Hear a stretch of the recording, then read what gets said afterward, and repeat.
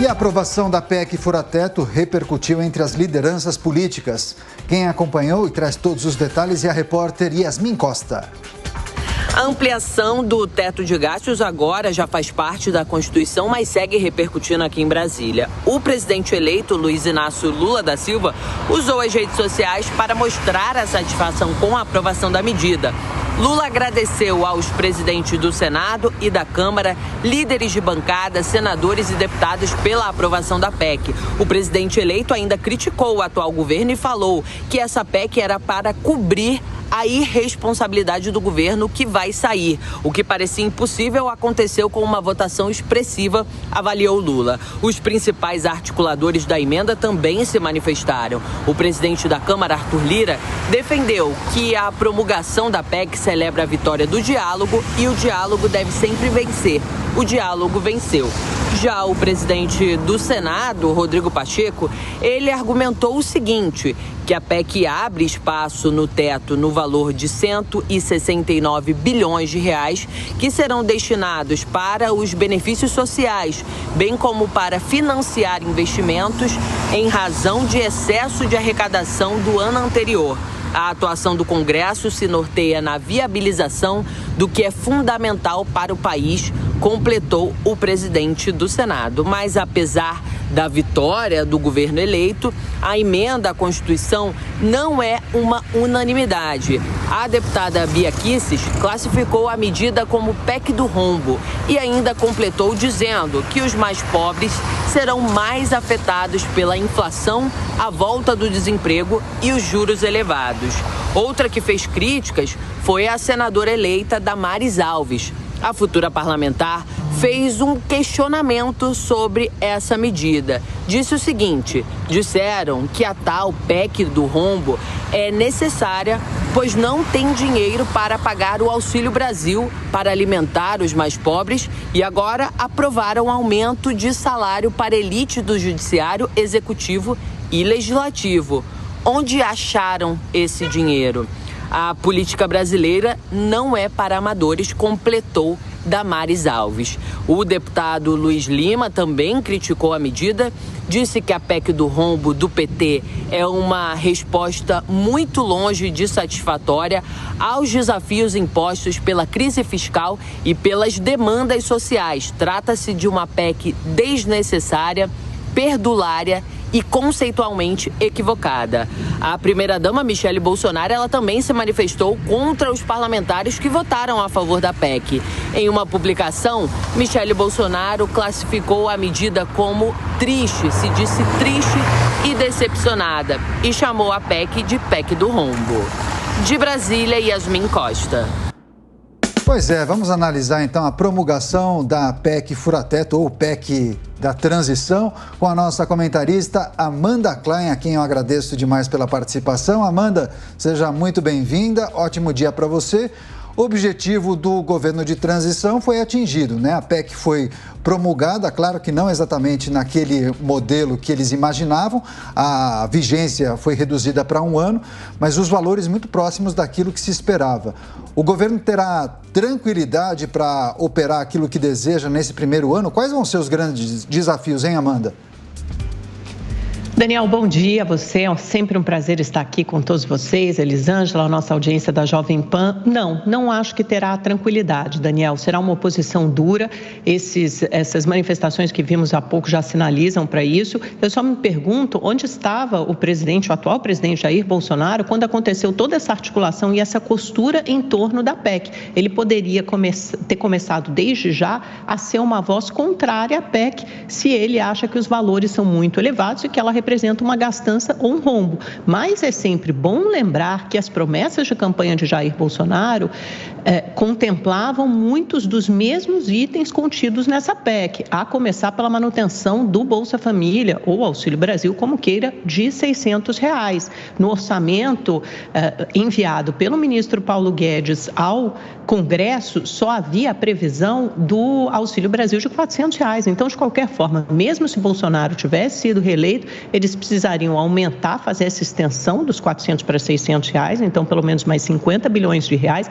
e havia uma outra série de promessas do presidente Bolsonaro, aumento para o funcionalismo, aumento real do salário mínimo. A gente lembra que naquele último debate na Rede Globo, ele se comprometeu com um salário mínimo de R$1.400, o que significava um aumento de 15%, um aumento real significativo. Ou seja, ele também precisaria de uma PEC vultosa para fazer frente a todas as promessas de campanha. Agora, voltando, depois desse breve introito, Daniel, voltando à origem da sua pergunta, né? Se o governo terá vida fácil nesse primeiro ano. Não acho que terá vida fácil, até porque vai precisar começar a correr atrás do prejuízo desde já. Como você disse, o governo teve que ceder, o prazo da PEC de 2 anos, que daria uma tranquilidade maior para esse início de trabalho, foi reduzida para 1 ano.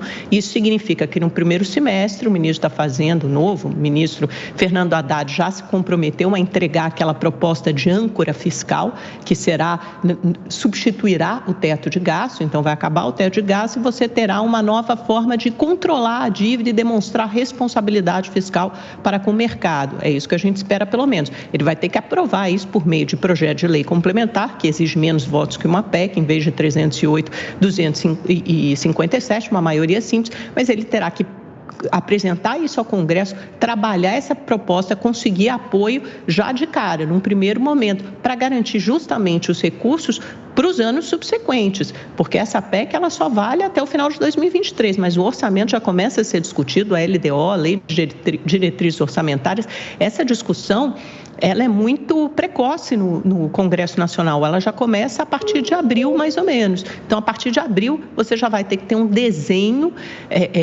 pelo menos em linhas gerais, do que vai ser a nova âncora fiscal e do que será o orçamento a partir de 2024. Terá que lidar com uma oposição dura e terá que formar a base aliada. Por isso, eu sei que discutiremos isso num segundo momento, aqui no Jornal da Manhã, essa montagem do primeiro escalão do Ministério é fundamental para dar governabilidade na largada do novo governo.